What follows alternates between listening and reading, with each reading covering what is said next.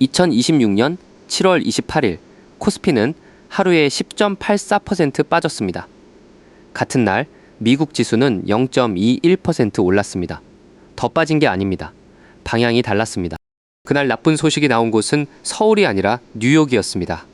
어떤 업종에 관한 소식이었고 그 업종의 미국 회사들을 모아놓은 지수는 4.49% 빠졌습니다. 소식이 나온 쪽이 4.49%였습니다. 그리고 바다 건너 서울이 10.84%였습니다. 업종 이름은 잠시 뒤에 말씀드리겠습니다. 다음 날 또 5.98% 빠졌고 이틀 연속으로 거래가 멈췄습니다. 그리고 사흘 뒤 코스피는 하루에 17.91% 올랐습니다. 올해 코스피가 하루에 5% 넘게 움직인 날은 33일입니다. 같은 기간 미국 지수는 0일입니다. 여러분의 계좌는 6월 22일 이후로 어떻습니까? 코스피는 그 사이 31.3% 빠졌습니다. 같은 기간 미국 지수는 8월 7일에 사상 최고가를 새로 썼습니다. 같은 두 달을 살았는데 계좌 두 개가 정반대입니다. 오늘 세 군데를 들릅니다. 먼저 그날 서울에서 무슨 일이 있었는지 봅니다. 아무 일도 없었습니다. 다음은 그날 팔린 돈입니다. 상당 부분이 자기 돈이 아니었습니다. 그리고 마지막 10년치 숫자를 세어보면 더 크게 흔들린 쪽은 서울이 아니었습니다. 마지막 게 제일 중요합니다. 업종 이름을 말씀드리겠습니다. 반도체입니다. 그날 나온 소식은 전부 미국 회사들에 관한 이야기였습니다. 그날 서울에서 나온 나쁜 소식은 없었습니다. 같은 소식을 두 시장이 다르게 처리했습니다. 미국은 그걸 일부 업종의 일로 처리했습니다. 그 업종 지수는 4.49% 빠졌는데 전체 지수는 0.21% 올랐으니까요. 서울은 같은 소식을 시장 전체의 일로 처리했습니다. 그날 하루만 그런 게 아닙니다. 6월 고점부터 지금까지 그 업종의 미국 회사들을 모아놓은 지수는 15.57% 빠졌습니다. 같은 기간 코스피는 31.33% 빠졌습니다. 문제가 생긴 업종의 본고장이 15%였는데 서울이 2배였습니다. 흔한 설명이 하나 있습니다. 원화가 약해지면 외국인이 판다는 것. 긴 기간으로 보면 그런 경향이 있는 건 사실입니다. 그런데 이번엔 반대였습니다. 6월 말 1537원대에서 8월 1422원대로 원화가 7.5% 강해지는 동안 코스피는 31.3% 빠졌습니다. 이번 하락은 환율로 설명되지 않습니다.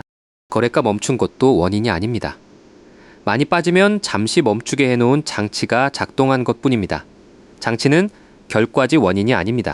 서울에서 아무 일도 없었고 환율도 아니라면 왜 서울만 그 소식을 시장 전체의 일로 받았을까요? 봉투를 열어봐야 합니다. 1편에서 미국 지수는 정보기술 한 섹터가 37.4%라고 말씀드렸습니다. 코스피는 한 섹터가 아니라 두 종목입니다. 장을 봤는데 봉투 안이 전부 라면이면 그건 장바구니가 아니라 라면 상자입니다. 실제로는 그보다 더합니다.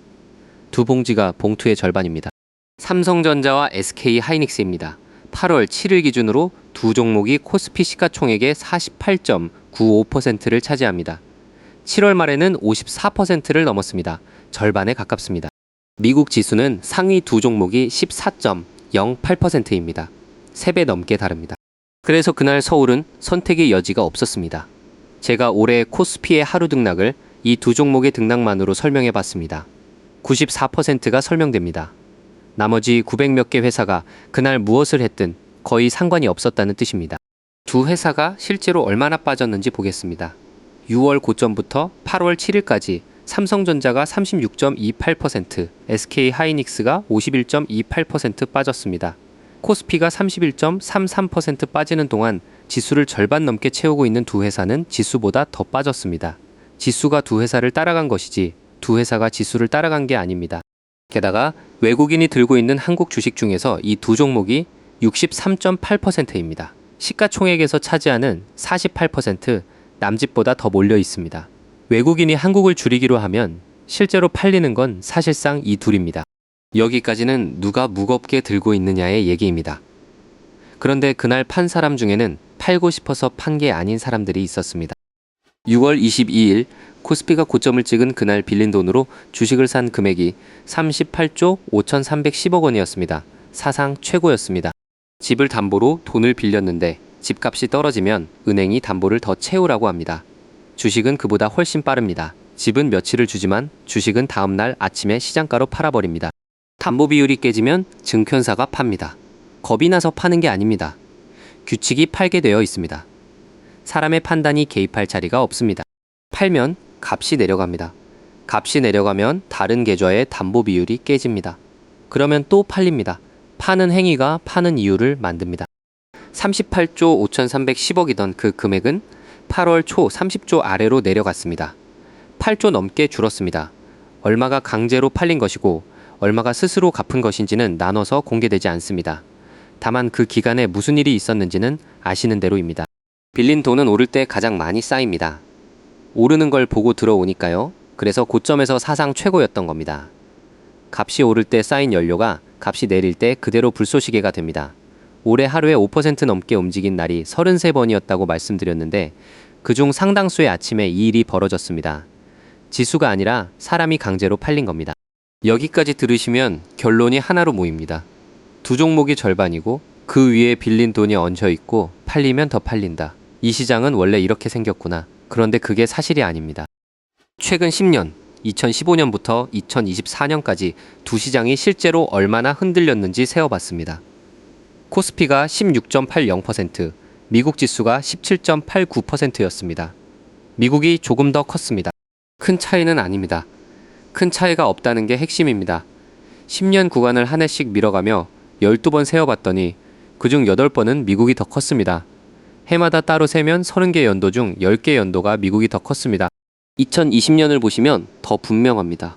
그 해에 코스피는 28.31%, 미국 지수는 34.75%였습니다. 그때는 뉴욕이 지금의 서울이었습니다. 한 가지는 분명히 해두겠습니다. 지금 말씀드린 숫자는 원화로 계산한 것입니다.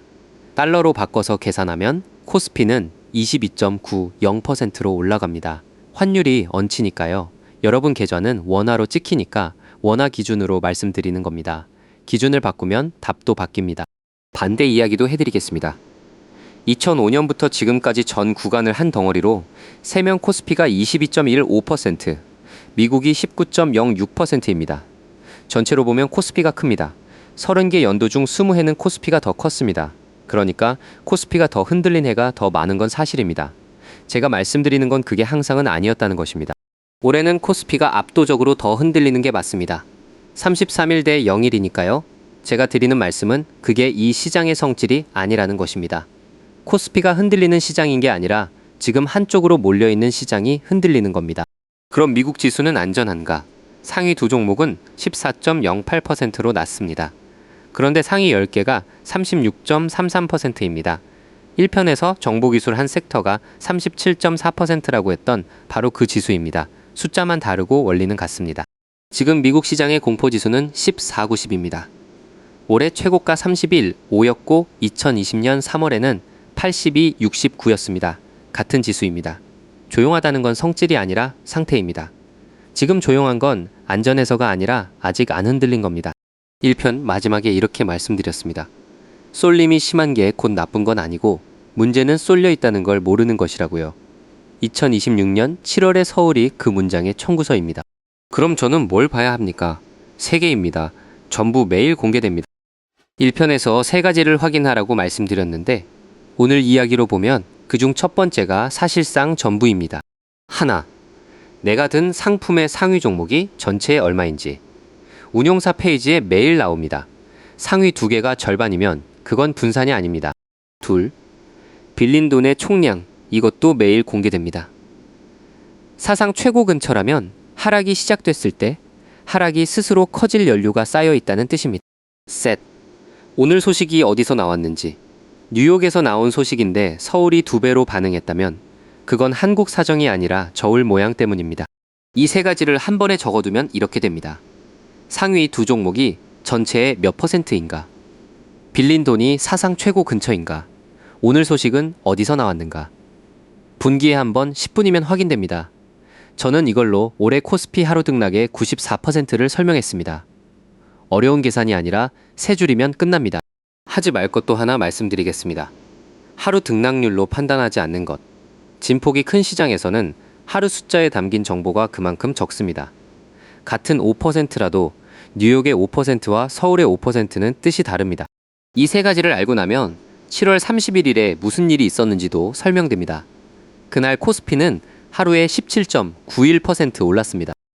7월 31일 코스피 17.91%, 삼성전자가 26.81%, SK하이닉스가 29.95% 올랐습니다. 코스피 하루 상승으로는 1996년 이후 가장 큰 수치입니다. 그 다음으로 큰 날이 2008년 10월 30일에 11.95%였습니다. 왜 이렇게 컸을까요? 내려갈 때와 정확히 같은 이유입니다. 두 종목이 절반이면 그 둘이 크게 오를 때도 지수가 크게 오릅니다. 저울은 양쪽으로 기웁니다. 그리고 강제로 팔릴 물량이 상당 부분 정리된 뒤였습니다. 38조에서 30조 아래로요. 팔 것이 줄어든 상태에서 같은 매수가 들어오면 값은 더 크게 튑니다. 이게 원인이라고 단정할 수는 없습니다. 다만 겹친 일입니다. 그렇다고 하락이 끝났다는 뜻은 아닙니다. 8월 7일 기준으로 6월 고점보다 여전히 31.3% 아래입니다. 하루의 반등과 회복은 다른 얘기입니다. 숫자를 세는 법도 하나 말씀드리겠습니다. 7월을 두고 사상 최악의 달이라는 말이 많았습니다. 종가 기준으로 세면 22.19% 하락이고 2008년 10월에 23.13%가 여전히 더 큽니다. 7월 31일 폭등이 월말에 들어갔기 때문입니다. 다만 장중 고점에서 저점까지로 세면 44%입니다.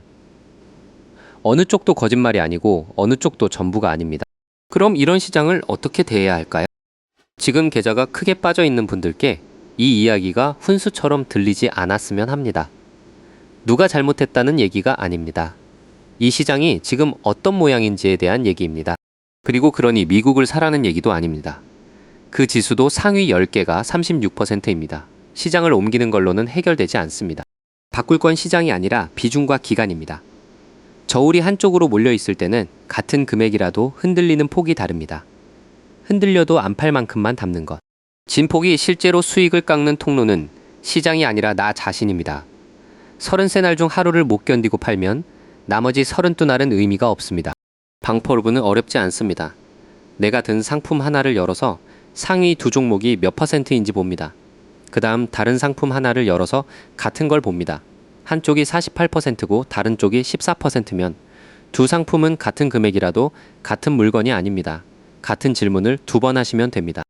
지수가 얼마나 움직였는지는 정보가 아닙니다. 무엇이 그만큼 무거웠는지가 정보입니다. 다시 처음으로 돌아가 보겠습니다. 2026년 7월 28일 코스피는 하루에 10.84% 빠졌습니다. 같은 날 미국 지수는 0.21% 올랐습니다. 처음 들으셨을 때는 이상했을 겁니다. 지금은 어떠신가요? 소식은 뉴욕에서 나왔습니다. 그런데 그 소식을 가장 크게 받아 적는 저울이 서울에 있었습니다. 두 종목이 절반이었고 그 위에 사상 최대로 빌린 돈이 얹어 있었습니다. 그리고 사흘 뒤 같은 저울이 반대로 기울어 17.91% 올랐습니다. 그날 한국이 무너진 게 아니었습니다. 저울이 기운 겁니다. 10년 창을 12번 밀어서 세어봤을 때 8번은 미국이 더 컸다고 말씀드렸습니다. 지금은 서울이 그 자리에 있습니다. 그 자리는 돌아가면서 바뀝니다. 코스피가 원래 이런 시장이라는 말은 이제 안 하셔도 됩니다. 원래 그런 시장은 없습니다. 지금 몰려있는 시장이 있을 뿐입니다. 그리고 그건 언젠가 뉴욕의 이야기이기도 합니다. 미국 공포지수는 오늘 1490입니다. 2020년 3월에는 8269였습니다. 같은 지수입니다. 다음 편에서는 그 조용한 숫자를 보겠습니다. 궁금하시면 구독해두세요.